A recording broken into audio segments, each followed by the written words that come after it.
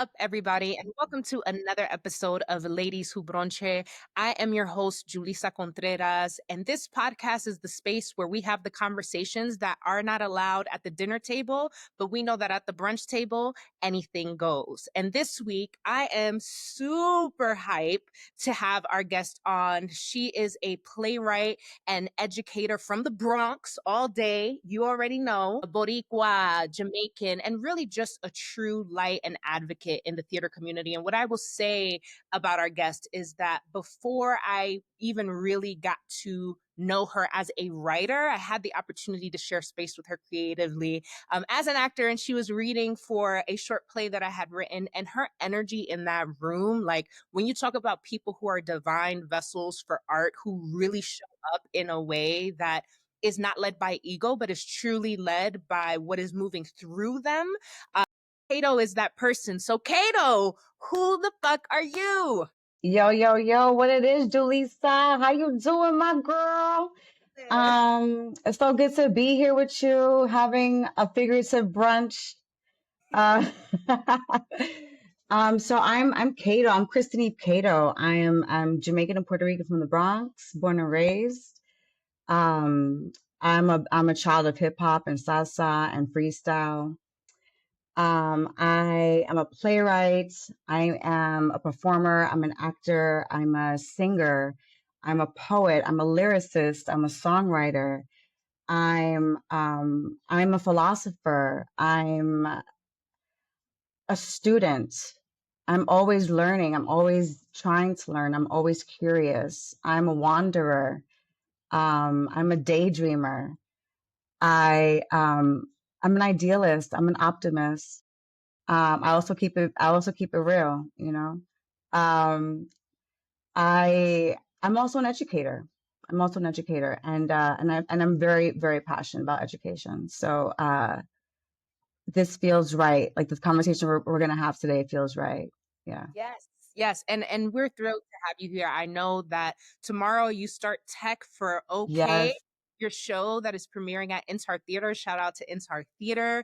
And I cannot wait to dig into, we're gonna dig into that later, but I just had to mention at the top for the people who try to tune out early, just know stay because we're going to get to that conversation about this amazing work that is so timely that this is what I mean. You're a divine vessel. The timing of this piece Thank coming you. out and what is happening in the world is like, you couldn't write it. You couldn't write it yourself. You could only allow it to happen through you. So I love, we are going to get into some brunch questions, right? To really Let's bring our do it.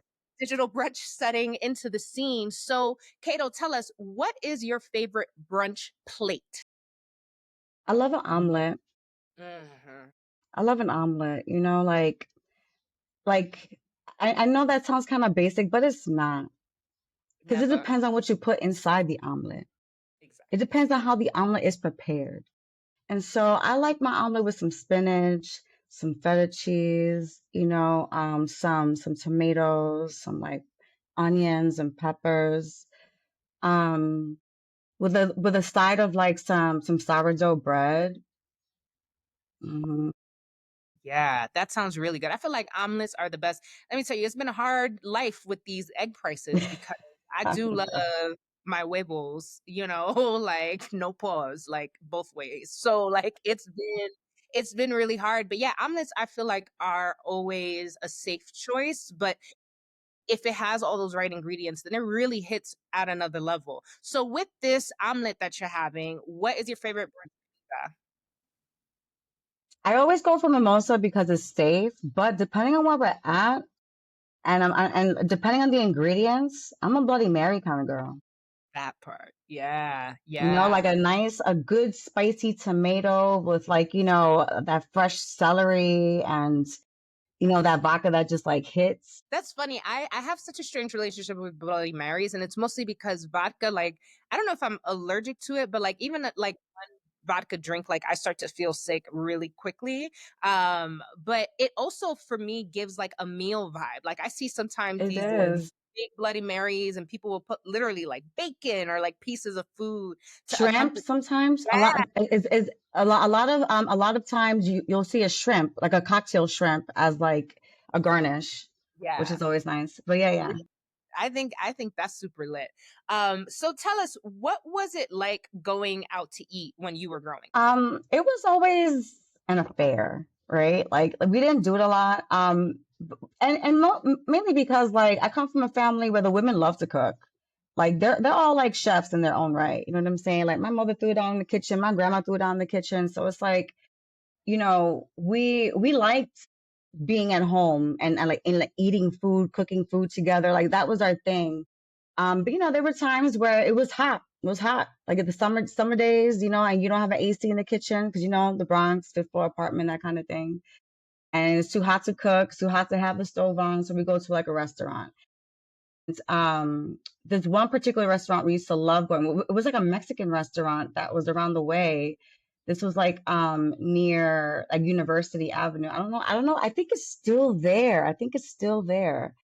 But we used to love going to this Mexican restaurant, and it was just good, authentic food. It was everything handmade, the tortillas, everything was so good. We love a We did that handmade. a lot. Sometimes you did Mickey D's,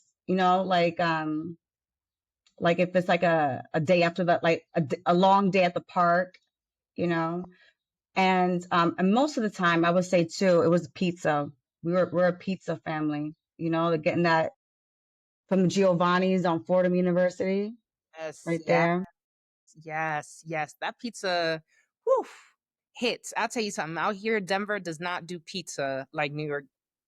They trying to do something. There's like a Denver style they're trying to emerge. Good luck. Yeah. I don't know. It is not hitting the same. Isn't I mean, I don't know if this is like a myth or something, but there once upon a time there were people talking about like the reason why New York pizza tastes like New York pizza is because of the water. Do Yeah, you to remember the hearing that? apparently. And so there are pizza shops here that are bougie. And why are they bougie? They import their water from New York. You ever heard that shit before? They get importing You water from New York. see? That's how hard people out here trying to really match New York energy. Um, Not the I same. have a feeling the same goes for bagels. Yeah. Mm-hmm. Mm-hmm. There definitely are bagel shops here that like pride themselves in importing their water. But when you think about New York City water, like I'd be looking at how some musty the water just looks sometimes, and I'm like, huh, to think that this is the secret sauce to the food is kind of crazy. So tell me, what is your favorite bochinche topic to discuss over any meal? Um, hmm. I mean, I'm a double Sag Sun, Sag Moon. So Ooh, I just love all tea. Here's the thing about gossip, right? Gossip is how we stay in communication with each other. It's how we stay in touch. It's how we stay up to date with what's going on in our communities, with our people, with our friends, with our family members, right?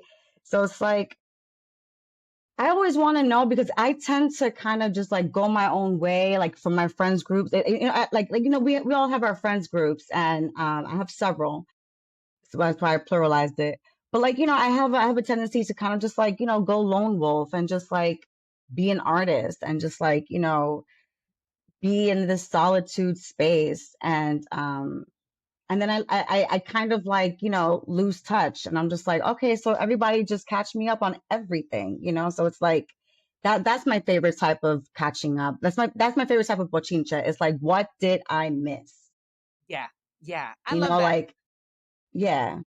Yeah, I was gonna say it's necessary. I feel like bochinche is all about intention, right? So like if it's really like I just want to catch up, then great. If you talking shit, then like to me, you could do your bochinche, but you gotta own that you talking shit. Like you gotta keep Absolutely.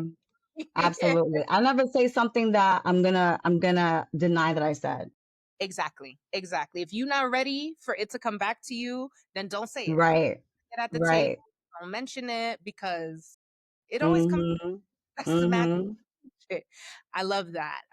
Okay, so now we're going to move into our cheers section where we shout out dope people and organizations doing dope shit. I just found out that Pregones Theater is going to get a special honor. Did you hear about this? The Drama Desk Award. Mm-hmm. Are you And talking about that one? mm-hmm. Yeah, that was great. That's great. I just love it. So my first experience with Pregones was at the 48 Hours in El Bronx Festival Mm, this past summer, and I really like there's something so special about that space. Like I had yeah. done a oh my God, Soul Fest down in the space on 42nd Street, but I had never really Mm, spent time in the theater in the Bronx. And I felt like a sense of shame at first. I was like, damn, how you a playwright and you ain't never really like been up in here and you from here. But I walked in and they have that beautiful mural of mm, Yemaya with the little Elegua in the corner. And I was like, oh, let me find out that they're doing some real sacred work in here. Just like yeah.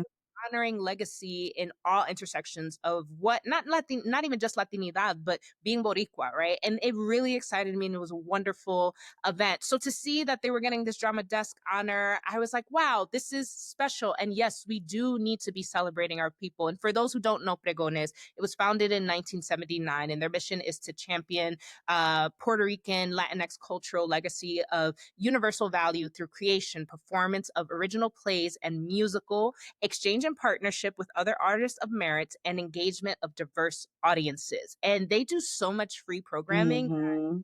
You know, I just feel like they are a very, very clear access point for people in our community who feel like theater is inaccessible. And so my hope is that people start to open themselves up to go to Mhm. Pregones and start to engage that work. When we had our season, back in 2023, like I remember feeling like, wow, like we're bringing in droves of new people, and my ignorance towards just like really how steeped Pregones was in the community sort of didn't guide me to realize that I was standing on the shoulders of other people who have Mm. forever. And I know you have a relationship with Pregones as well, right? Yeah. Yeah, I'm an ensemble member of Pregones PRTT. I I was also a resident dramaturg there once. Oh, I love that. Yeah, yeah, it was great. It was great. As resident dramaturg, I really because one of my projects was to art was to like was this project a digital archive of like all of their work from like the very beginning. And so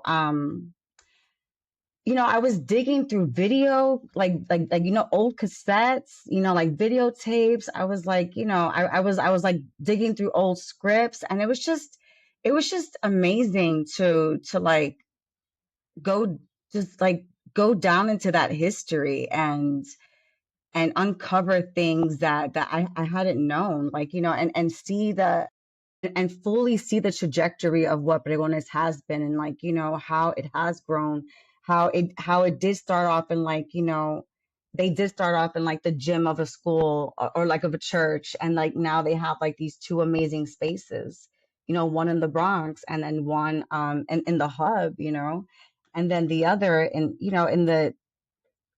the middle of Broadway. I mean, like, is an off-Broadway house, and so I mean, it was really truly amazing to see all of the work throughout the years, and just like seeing how much Pregones has like kept their promise to really reach out to other groups and collaborate. And I think that's why they're so deserving of this award, because they are like they have been operating for years now as this like cultural hub, because it's not just theater that they do. They're doing concert series. They're doing, like, free stuff in the park. They're doing forum theater. They're doing microteatro. They're doing, and they've also been, that sponsor for the smaller organizations who need that space, who need a space to do their show, who need a space to do their reading, to do their readings, or like, to do their festivals at, you know what I'm saying? And so I think they're really truly deserving of this award. And it's about time. It's about time that they're recognized for the stuff that they've been doing for the entire Latino community, like in the theater world. So I'm really proud of them. I really am. Yeah, I also I share in that pride. And again, I think that the illumination of the importance of pregones over the years for me has also led me to feel like I want even educators, people, and I think about schools that lack theater programs or just like performance programs in general. And I'm like, we have this hub here, like partnership is the name of the game. Um, Yes. Especially with the times we're in now, which we're going to get into in our next section, it's super important that we recognize who the power players are Yes. and Because really they've been doing it. They've been on this partnership collaboration train for the longest. yeah, yeah. And so I think part of our survival through these challenging times is to make sure that we're engaging these spaces. And so whether you are a school that should bring more young people there so that they can have their first touch point with theater, or if you're just somebody who's a Bronx native and it's like, yo, we have this space out here. Hmm. Love to preach about what the Bronx does and elevate all of the Bronx gems, and it's like theater and performance is part of that, and spaces like Pregones really fight to preserve and hold that space and stand 10 toes down on that Bronx presence. So we need to support these spaces even if you don't consider a theater geek. I feel like a lot of people, at least when I grew up, they just associated theater with musical theater and nothing else. And it's like, we not Right. always singing on stage. So, come out, engage the work. So definitely. Um, Cato, do you have any organizations or any shout outs or people that you want to shout out today? I want to shout out INTAR, of course. We're going into tech tomorrow. And INTAR has also been one of those places. So like Pregones and Puerto Rican Traveling Theater, INTAR has also been an artistic home for me. It's where I first did your play, your short play, as an actor. But yeah, also being one of the originating members of like Unit 52, and going to LA for the Encuentro Festival, INTAR, just so many great memories. Like a lot of my closest friends, I met at INTAR. And this feels like a really like if this feels like a full circle moment to because this is like my debut there as a playwright. I've always performed there. I've always done shows there, but never have I done one of my own shows. And so this is definitely one of those full circle moments, and it's great that it's happening there. And so what's up, Insar? Big up to Insar. And Um, word at WP too. WP. I wanna WP is also, is one of my artistic homes. I was just there last night seeing the closing of Minority, which was awesome. Great, beautiful play. So glad I caught it. But being there, like being at the closing and going to the closing party and just like being with the WP staff and like the community that is WP. I mean, it's family too. And it's also where I developed a lot of okay, as one of the playwrights in the lab, in the pipeline lab, in the pipeline festival. We did the workshop, and so it's been a journey, and that's also where Sancocho opened. So like WP is another organization, always partnering and collaborating with other organizations too. So, we're talking about partnerships. We're talking about, sharing resources. WP is one of them. Yeah, I love them. I love them. And they're always doing great work. yeah, yeah, they're running a tight ship over there. And shout out to McNulty. I met McNulty, I think, before she was actually in that space. I was a teenager. I was young and Mm, I didn't know what life held for me.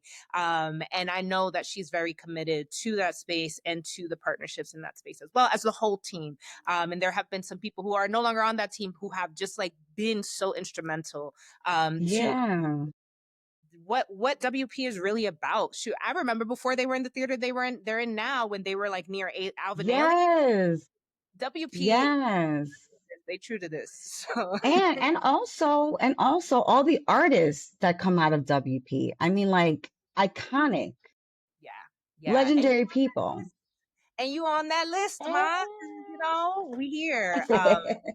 So I really love that. So shout out to everyone. Now let's get into our Tuta Loca is section, which I think actually neatly folds into the fate and future of these very spaces that we're talking about. So Hmm. this week, the loquera, yet again, is coming from our government and their cutting of the NEA grants. First of all, the NEA is the largest art funder in the US, right? It is an independent federal agency and it's funded at $207 million, which sounds like a lot of money. However, that only represents about 0.003% of the total federal budget. So we're not talking about, oh man, we did this cut and now we've gone down even 1% in our spending. So when you see something like that happening, it begs the question, well, why are you really cutting access to the art Right, to really crucial communities? Because not everybody got the same kind of you're getting cut letter, okay? And right. there are rules and standards around what can and cannot get funded, which feels very aligned to the way this I was going to say institution, yes, the government, but I meant to say Hmm. this cabinet is really shifting things in the favor of rolling us back to I don't know, the founding of this country, which includes the mindsets and the practices and the values, which means not having our stories on the forefront. So Hmm. it's been it's been interesting to watch it. I'm curious what your thoughts are about these funding cuts. Yeah, I mean, I'm a history nerd, right? So I always think back to when countries are turning into like dictatorships. Mm. One of the first things they do is get rid of the art. They limit education and then they get rid of the arts. I mean, except for Cuba, right? But let's like let's put it into context, right? So it's like, why attack the artist?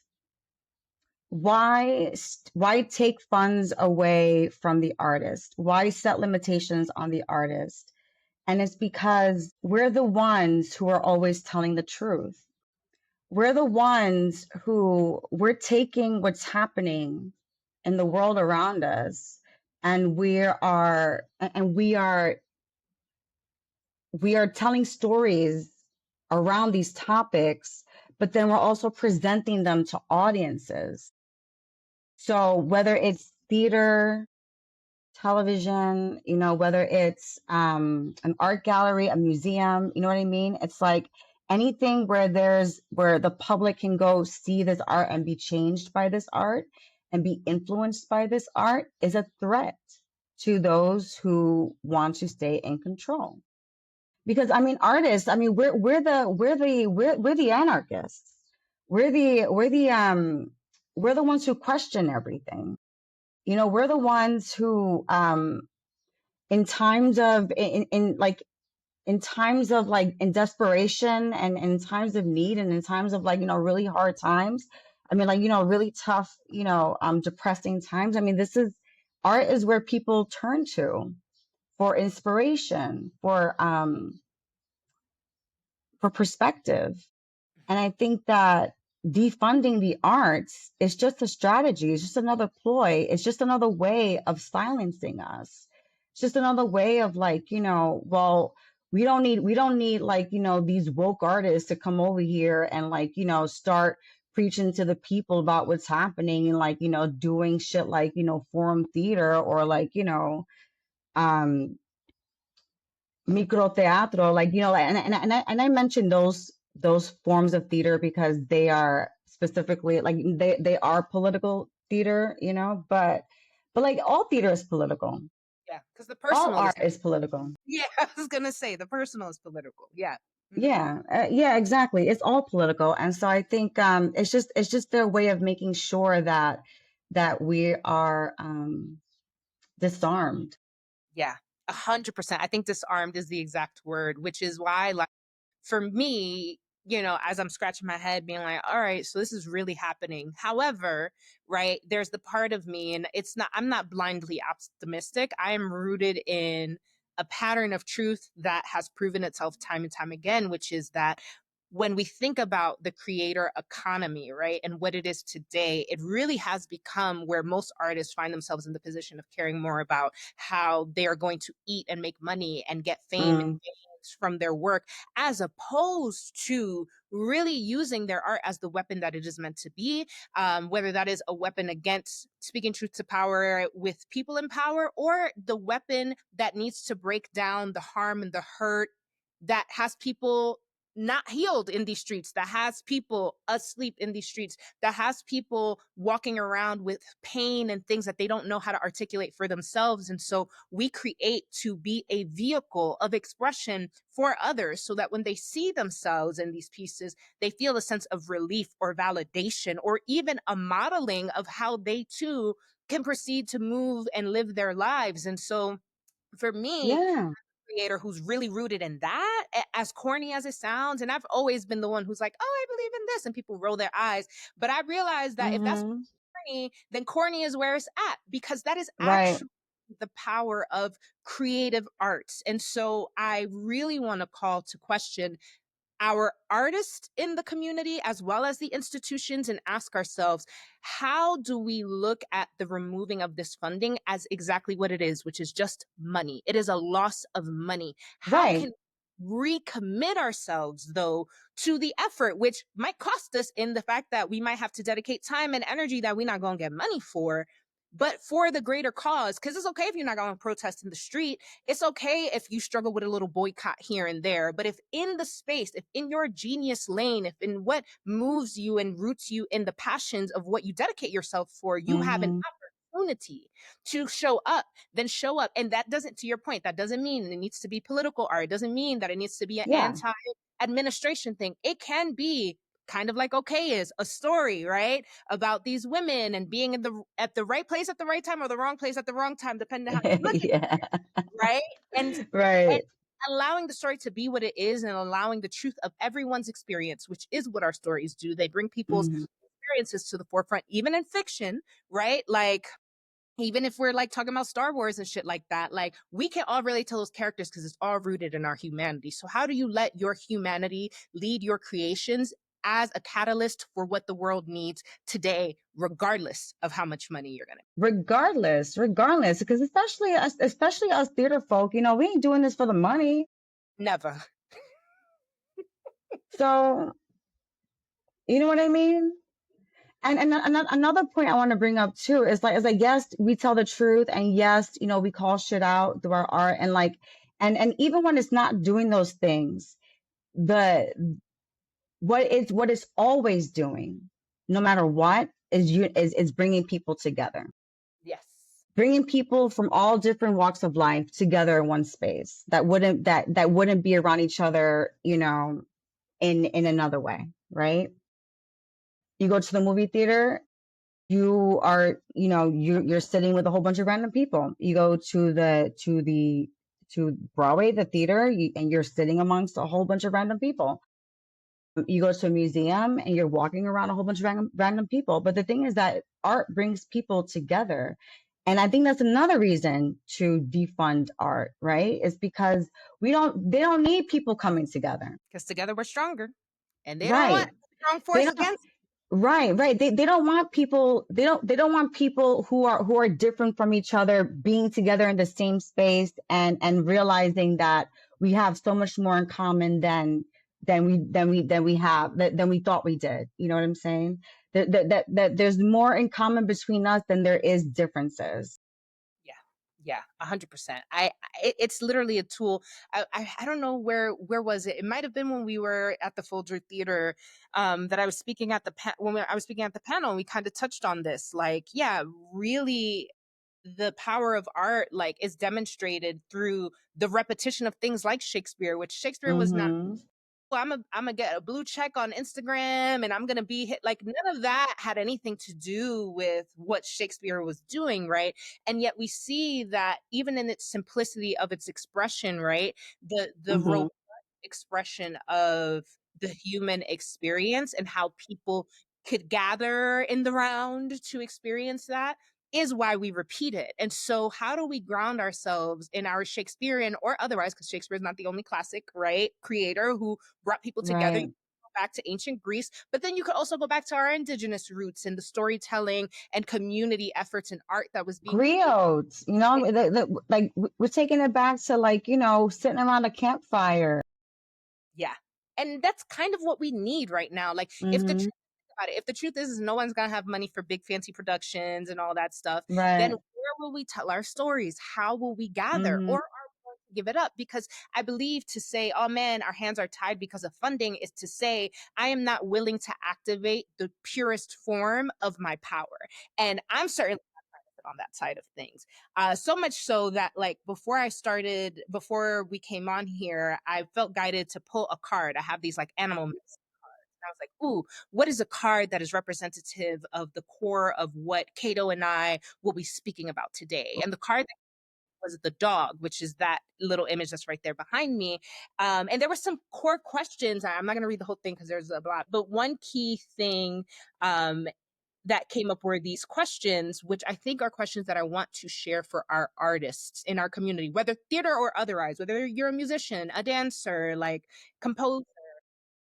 Number one, have I recently forgotten that I owe my allegiance to my personal truth in life, right? Which for me is to why we create, right? Like, we know that we are drawn to this work. And like you said about theater, it's not for the money, honey. it ain't given the kind of coin that other pathways in life we could have taken give, right?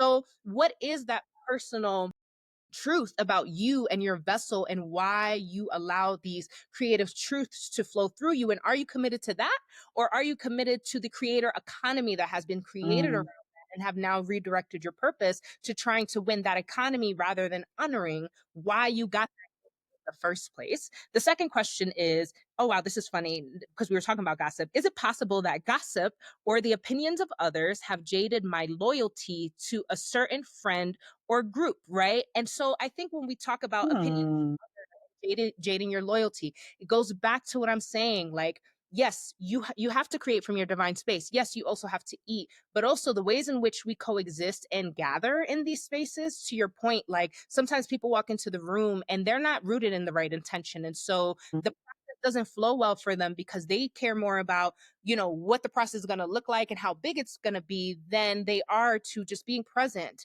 and sharing space with their fellow artists and really creating the experience that is for you too. Is not just about what the audience Right. gets. We are healed and we learn and we are transformed through what we co-create together. So, like, is it possible that we not really tapped into that and we're tapped into other petty things that's really misdirecting where our power can be going?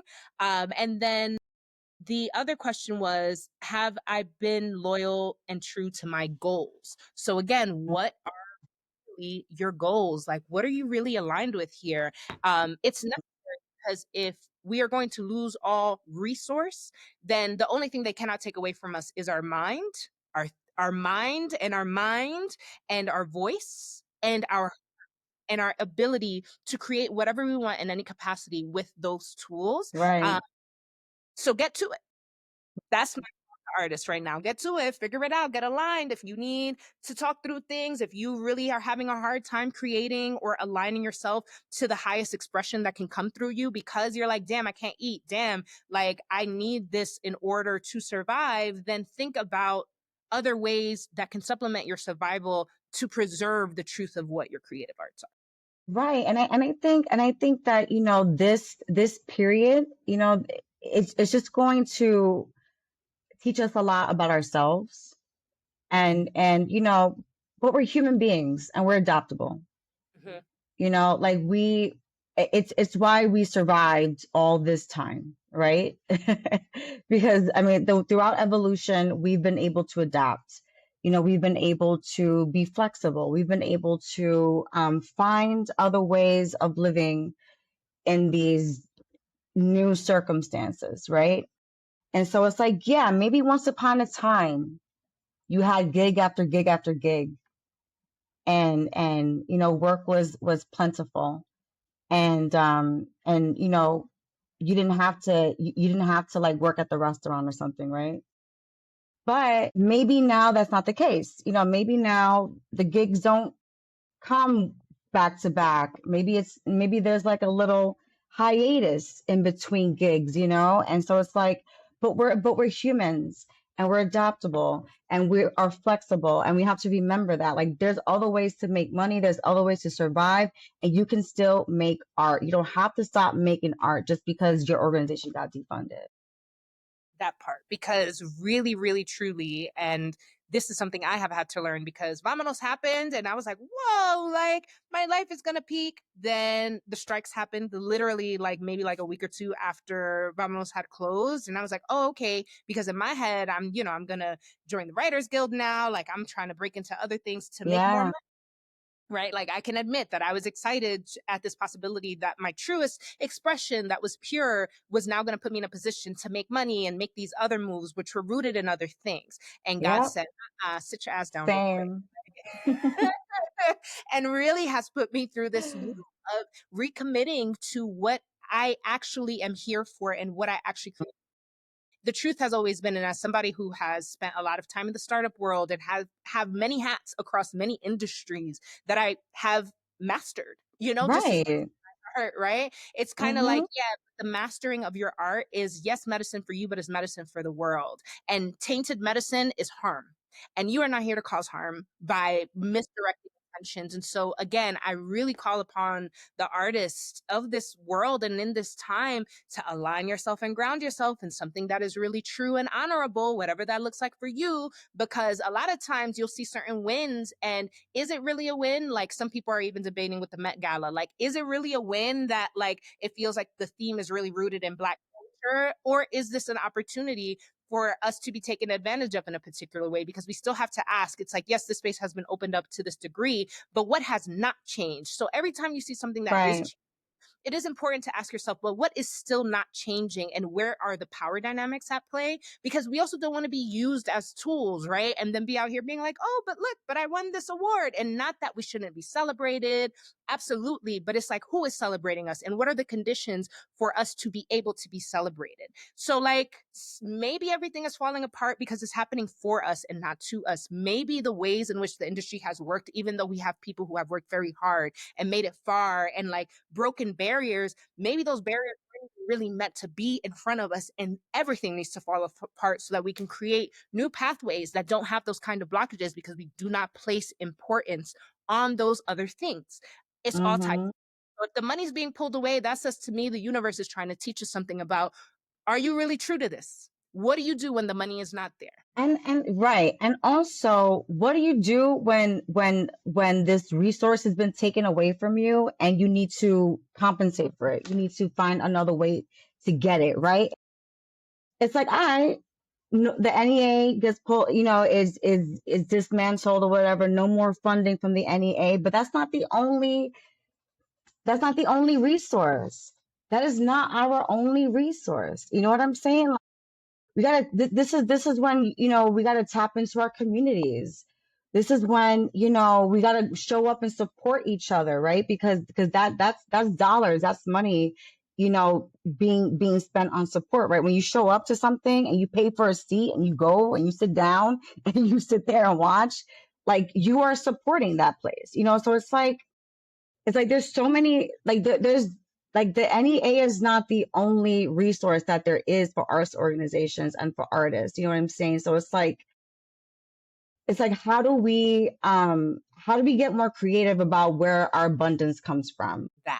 That is the key question, I Because think. abundance is creative energy, right? Abundance is this like feminine creative energy. So it's like it's not only coming from one place. And as much as we're like, we're in this period of inflation, as much as there's this as much as they're like, people are already there's a forecast for like a recession. The economy is, shitty, and all these tariffs, despite all of these things, the thing about money is that it's ever flowing. It's all around us. It's an energetic thing too, because money's not really fucking real. Yeah. It's real because it's real because we made it real, but it's not really real. You know what I mean? So it's like, if we need money, we can find it. Hmm. If Hmm. we need money, we can get it. So it's like, let them try to take what they want to take away. Yeah. Yeah. And I'll even and I'll end on this. Like it the money itself is a vehicle to control you. The money itself Right. the illusion that is placed before you as the grandest prize. But again, going back to the questions of, well, what's really happening here? Think about art throughout the centuries and how it's developed. Why do you think that these powerful, really lucrative economies have been built around art? Because there is something magical, powerful that is sitting there. So if you're not a traditional boycotter, let's say, for example, think about what you as an artist and how you are going to allow people to pull you as a resource for their own self-interest. Like, really ask yourself the questions, how do I say no? They talk a lot about sometimes like, oh, like women should stop having sex with men to like change over the toxic masculinity. How are we as, what's the artist version of that? Like, how do Yeah. artists say, all right, y'all think that y'all big dogs and whatever, let's see what happens when it's not in your hands. Let's see what happens when it's really like, yeah, I'm going to go to the local church or the school or the or institutions like INTAR or Pregones and WP that open up their doors and say, we're going to do shit anyway. And people are going to draw to the magic and where it's at, because if it's not sitting with you, then the dollars are not going to go there. And it's not just Right. it's time, it's volunteerism, it's a lot of other ways that we can show up to really prove que la que está buena soy yo, as they say. So like, Exactly. And there's wild people out here with money, looking for like, a tax donation. that They part. want to be right, and they want to be patrons, and they and because there are a lot of people with money who appreciate the arts. So it's like, let's tap into their pockets. Absolutely. And if you listen in, can we tap into your pockets, please? Let's tap And into thank your pockets, like I love tax it. Thank deductible. right. That part. Thank you so much for digging into that. It just felt really important to like Absolutely. really tap into that. And so now Hmm. we are going to move into our plate of the day. Okay. Yummy, yummy.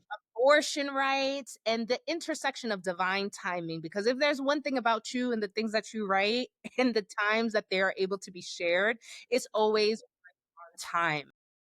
And so I would love to hear a little bit about Okay and this production and the story, but also I'd love to hear like why are you a writer, right? Like what leads you and keeps you in this lane of work? Because we just talked about all the drama and chaos and how Hmm. it's not about money. So like what brings Cato to the scene and what brings us to this story? Ooh, I mean, this is so juicy. I don't know where to start. Oh my gosh, I'm salivating. Um, so I guess I'll start with why write, right? I've always been writing. For me, I started with poetry. I've always been fascinated with words. I would like read the thesaurus. I used to read the dictionary for fun as a kid. I was such a nerd, oh my goodness. But that was what I did on my spare time. But I always loved words, and I've always loved putting and not so much like the definition of words, but putting words together Mm, to formulate, thoughts. To I've always been, this thinker. I think that people who think need to write, and we all think. I mean, we all have a mind. We're all thinking, but a lot of us are operating on autopilot. A lot of us are operating from this place of just like, from this place of like, mundane tasks, and like I just got to do this to do this, and then once I'm done with X, Y, and Z, I'm gonna cross off all the shit on my checklist, and then I'm gonna sit down and watch TV and zone out for a whole series, right? But then there's the thinkers, and that's people who are just always thinking and thinking and thinking and just get lost in their thoughts. And that's been me. That's always been me. Something on my throat. That's always been me. And so the only way I can really put my thoughts together is if I write them down. And that's what really started my writing journey. I was just thinking a lot. I mean, as a kid, I would lay down on my bed and I had like this blank white wall, and I would put my feet up on the wall against the wall, and like just like, with my back on the bed, and I used to just stare at this wall like if it was a canvas, and I would just like imagine things, fantasize about things, ask really deep questions. Like I always had like why questions, like, well, why, but why and how. And I still have like diaries and journals from when I don't know, from when I was like in second grade and on. And I, you know, the other the other day actually, I was looking through a couple of them, and I was really witnessing the trajectory of like my thought process, like how it started with like as a child, I was always observing people, and because I always found people fascinating, so I was always observing people, and my questions about my questions about life were mainly about people, like why are people like this? Why do people like this? Or why does this person do that? You know, and then um, and then I picked up a journal from like when I was in high school, and that's when like shit started becoming existential, and like I was just like, well, what is life? You know, like why am I here? What is going on? Like there has to be more to this than this, you know. And this is and I was reading this essay that I wrote. It was basically an essay in my journal, and I'm just like, wow, I was really trying to figure out. I was trying to find out, solve the mystery, rather solve the mystery of life, a mystery that I don't think we're ever supposed to solve. I think mystery is important because mystery is what keeps us um imaginative. It's what keeps us creating things. It's what keeps us searching for things. It's what keeps us curious, you know. So I think human beings, we need mystery. And so but I mean, sorry, I went off on a tangent because I'm just like going just down memory lane. But yeah, I write because I have a lot of thoughts, and a lot of these thoughts I want to share, and I think they're important to share because I feel like we're all thinking about it one way or another. We're all talking about it, or we all know somebody who who's really thinking about it, or who it really pertains to, and um and I'm like, how? I'm always, I've always been the type of person where if there's a group of people in the room, I'm always the one that's trying to get everyone together. So like, let's talk about something, like let's have a conversation together. And I think that writing does that, whether it's for an audience or just even a reader. Like if someone is just silently reading your words, I mean, they're still having a conversation with themselves. So I think it's the need to want. So for me, I write from the need to connect, from the need to share my thoughts, and from the need to really talk about the things that I think are worth talking about. And I also want to make people feel good. I also want to bring joy to the world. I think joy is so important, and if there are ways that we can bring joy to people, then why fucking not? Like I just, what happened to the joy? Like joy is so important. It's what keeps us going. So that's why I write. I write for joy. I write for conversation, for community, for connectedness, and so that people can see that we're more alike than we are different. I'm always going to be saying that because that's really what my work is about. Yeah. And I think that okay is a wonderful vehicle even to that experience, right? So tell us Yeah. a bit more about the story. No spoilers, because we need the people to come out to watch it, but give us a little taste. What is the story about? So, okay, takes place in the summer of 2022. And so this is like post-pandemic, right? This is post-shutdown. This is when theater is opening back up again, because for a while it was non-existent, right? And so these Latina actors from New York City, they're auditioning for work again. Theaters are opening up again. Shows are happening again, and so they're just like eager to get to work. And but the pickings are slim, and so they all agree to do this tour of a bilingual parody of the musical Oklahoma, and the tour is in Oklahoma. And they all agree to go because they're like, hey, I want to get out of the city anyway. And plus, this is money. And plus, I'm performing. I haven't performed in 2 years. Um, the play within the play itself is hilarious, but I'm not going to give that away. And so the lead finds herself in this regional theater in Oklahoma, and she finds out that she's pregnant.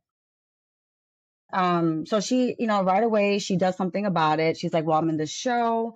We just started, I just started working again.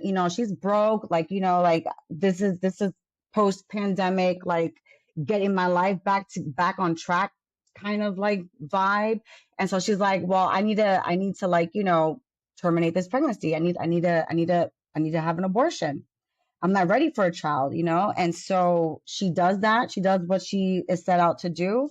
But the governor of Oklahoma signed the abortion ban on the day of her appointment, and it gets canceled indefinitely. And so now she's like, okay, what do I do?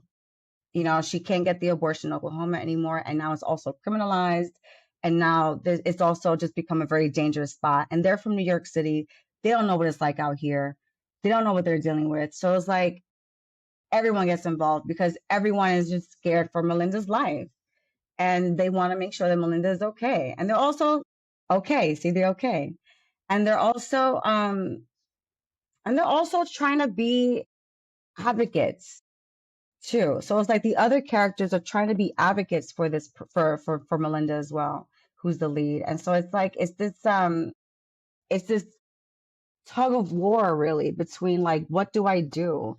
Do I, like, do I go through the lengths that I have to go through to get this abortion, or do I just succumb to my fates and just keep, I guess, like see through to this pregnancy, And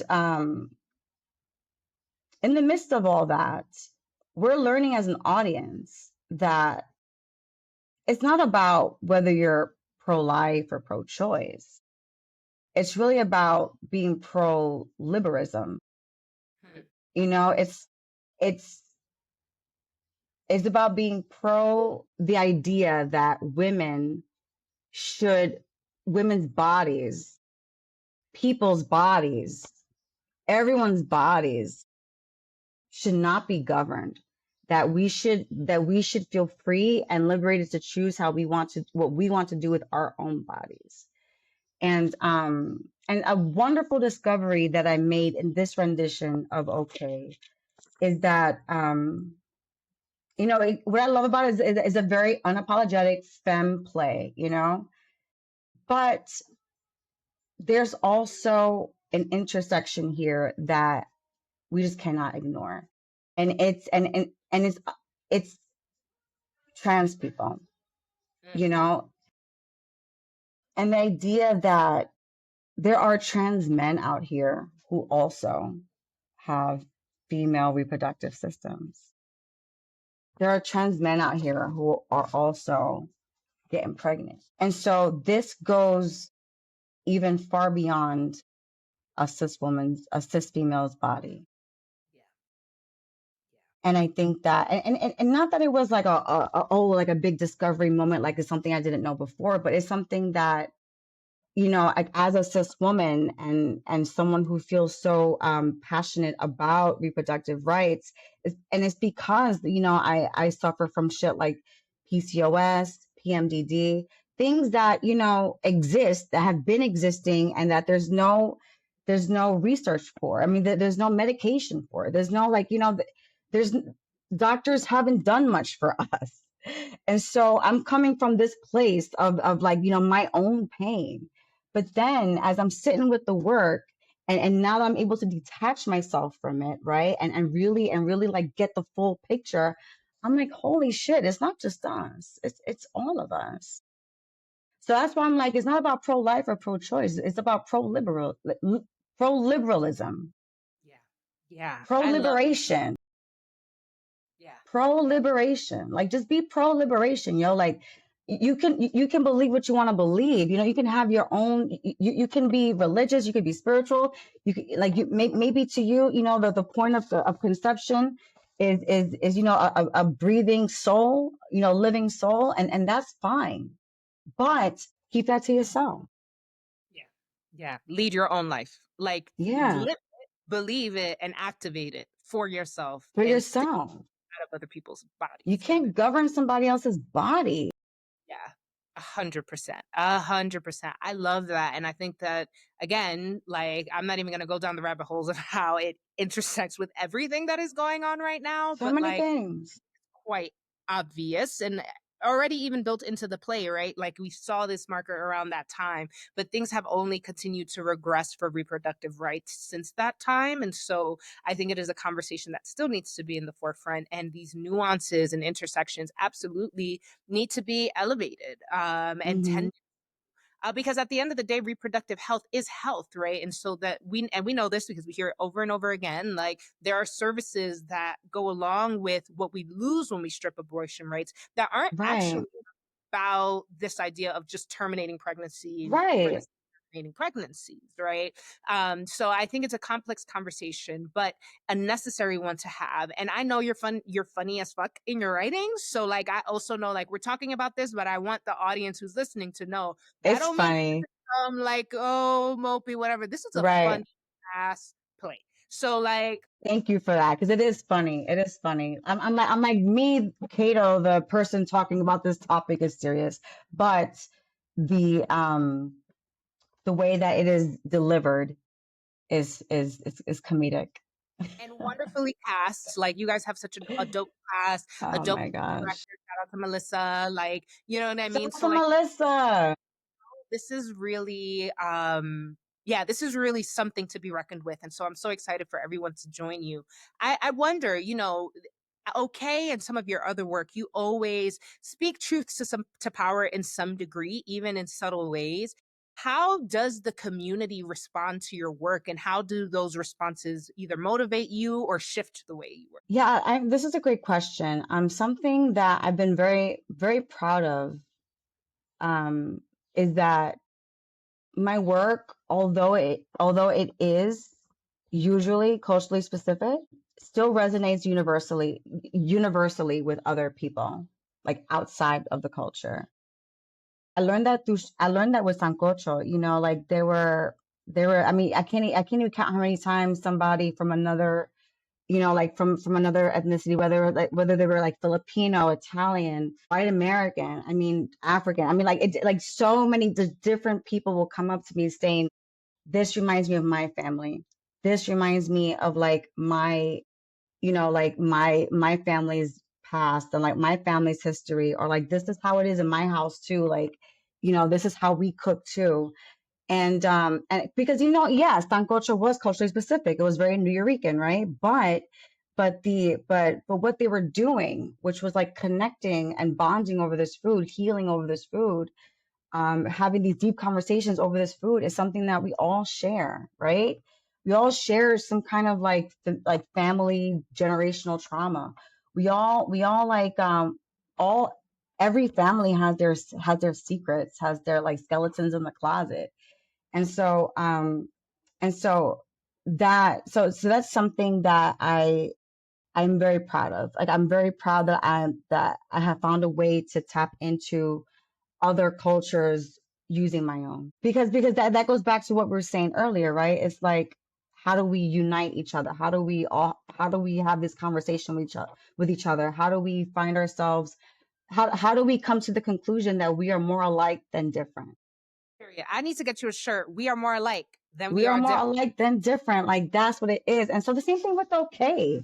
Because you know what? Yes, these are Latinas. There's a lot of Spanglish and yeah, they're if they're from New York, they're raunchy, they got dirty mouths and they're funny, all these things. But when we're truly listening to Melinda and like her dilemma and what she's like, like the stuff that she's really debating here about her life, I mean, it's something that anyone will be able to resonate with, because anyone, at least at one point in their life, has felt like they weren't ready for something, or that, or felt like, or something, or they weren't ready for like this big life change, or that, they were facing something dangerous and they just didn't know what to do. Like hopefully, I mean, like many of us, have gone through these things and still going through them right now. So I feel like people will resonate with Melinda, whether they've ever been pregnant or not. You know what I mean? And this idea of like parenting right now in this world that just seems to just be so crazy, I, I don't think anyone, the proudest of even the proudest of parents, would blame anyone for not wanting to start a family right now. Yeah, yeah, times are rough. And to your point, like even regardless of all of that, we just don't have business governing other people's bodies and decisions because we are also not showing up to supplement these things that we assume are there and accessible. Not everybody has a community of support. Not everybody wants to just Right. have a child to put them into adoption if they can't take care of them themselves. They might actually want to be a parent at some point and don't want to just have their kids elsewhere in the world. They're just not ready right now, right? And so like these alternatives and these ideas, and by the way, like you have so many kids that go unadopted, and like that system in itself is so broken. So it's not even like there's Absolutely. a fold. There's so much to be said about this abortion argument, and I think the unfortunate part is that there's nothing that has been left unsaid. Everybody who is standing on their beliefs inside have heard it all. It's just this idea, going back to the personal is political, until you are the Hmm. who are in those shoes and in the situation, it's very easy to have commentary. It's very easy to Right. you know what I mean? But like Yeah. you're the one sitting in Yeah. the office, right? Then that's when reality really sets in and empathy can really begin to open up. But it shouldn't have to take that in order for you for your fellow man. Absolutely. Absolutely. And that's one of my goals with this play is like, how much of yourself do you see in this person? Or how much of the or I do or like is there someone you love so much that reminds you of this person? Or because Melinda's going through a lot, man. It's not just like being pregnant and not being ready to be a mom. She's also broke. She's also living in New York City. She's also, like it's also it's not it, But you know outside. Like yeah. like yeah. Yeah. So it's like, my goal is that people identify themselves, that they can identify with Melinda in one way or another, and and feel that empathy that you were saying, because so many times we forget that, abortions are not like, like the argument for abortion, it's like, oh, it only makes sense to have an abortion if like, oh, you already have kids, or you have too many kids and you can't support more, or it's a bodily emergency to like terminate this pregnancy because you might be predisposed to certain illnesses, or or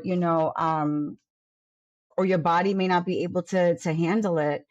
um there's is other than that, sometimes it's not that you're raped, sometimes it's not incest, sometimes it's not those things, like sometimes it really is just I cannot right now. Yeah. Yeah. And I don't know why that is such a hard. I don't know why for so many people that argument is just not enough. Yeah. Yeah. It's so easy and yet complex because of the things that people are not willing to admit to themselves and hold true Right. moment of what is happening. But it is an important story, and I'm so happy that you have brought it to the forefront. And so I would love if you have any words of encouragement or affirmation or guidance for people who have stories they want to share, but maybe don't consider themselves creators. And so they're not creating these stories and sharing these stories. So, what advice would you have for someone who is at the edge of the excitement of maybe possibly creating things, but aren't taking that step? Go for it. Just do it. Just do it. What are we here for anyway? Period. What are we here for? Like we ain't come over here to we didn't come down to the earth to fucking pay taxes and shit. You know what I mean? Like, no, we came over here to learn. We came to this earth so we can learn, so that we can enjoy life, so that we can share things, so we can love things and love people, and to wonder and to have a good time. Yeah. Yeah. Yeah. Everything out part of the reason why we don't have a good time is because like we did it to ourselves. Nobody told us that we had to create money. Nobody told us that we had to create taxes. Nobody told us that we had to, you know, we had to create all these things that we fucking created. Like, no, we were just supposed to have a good time. We were supposed to hunt, chill, relax, take naps, garden, swim in oceans, have families and tell stories. Yeah, and creative expression. Exactly that. That's what Like, we've been doing from the beginning of time. I mean, like, the first ever graffiti is some caveman's handprint on a fucking wall. yep, yep, yep, yep. Like, we was here. That's it. I was here. Yeah, yeah. So So make so while you're here, exactly, while you're here, make something. mm, Make mhm. something. That's what makes us different from all the other animals. That 'Cause we're part. animals too, right? What makes That us different is not our intellect, it's not our higher consciousness, not because animals got that shit too. mhm. Other animals have that shit too. I mean, the dog, I was just about to say. I was gonna say the dog got a message. The you know what dog I'm has. saying? So, Yep. I mean, like, we're all like part of this divine scheme, right? But what we do differently is that we can actually make, like, we can make things. Yeah. So make some. So people out there, if you're on the verge, on the edge, don't know, make it. It doesn't matter if you're not trying to be the next Ryan Coogler or whoever. You don't gotta have those goals in order to allow yourself to indulge in your divine right to create things. So create. Period. Point blank. Cato, go I do ahead. want to I do want to correct myself real quick though. Because I want to highlight my other animal friends who I kind of dissed just now. Beavers make things. You better come back and Birds birds make nests and stuff. Bees. My bad friends. They make stuff too. right. You're right. It's funny because when you said it too, I was like, I mean, do animals not create? But then I didn't want to take us on a tangent, but you're Oh right. no, they do. Yep. Dolphins make music too, don't they? Like make sound like they be in Yeah, the yeah, yeah. with Sebastian in the ocean. I love it. Absolutely. We are all creative beings. And Cato, thank you so much for joining me today. Thank Any you for shout out having me. and let us know where can we follow you and your work. And also shout out the dates for OK, because I'm a Yes. So previews start this Friday, May 10th. That's this Friday, like the Friday that's coming up this week. yes. Yes, and we close June 8th. There might be an extension, a week extension, stay tuned. You can, I mean, like, you can catch me on social media, my website. Uh, I'm always posting what I'm doing next. I should come up with, I should like write a newsletter and like create one, but maybe I will. So at some point, you might see a subscribe link somewhere, and if you see it, just subscribe and you'll get some updates. I should work on that soon. But yeah, I'm around. I'm around. I'm out here. That's it. You are out here, you are making an impact, and you are changing lives. Thank you for all of your Thank doing you. it for the world. You can find us at Ladies Who Bronché across platforms. You can follow me at Julissa across all platforms as well. Thank you so much for tuning in today. And until next time, Bronche. So thank you for having me. Much Yeah. love.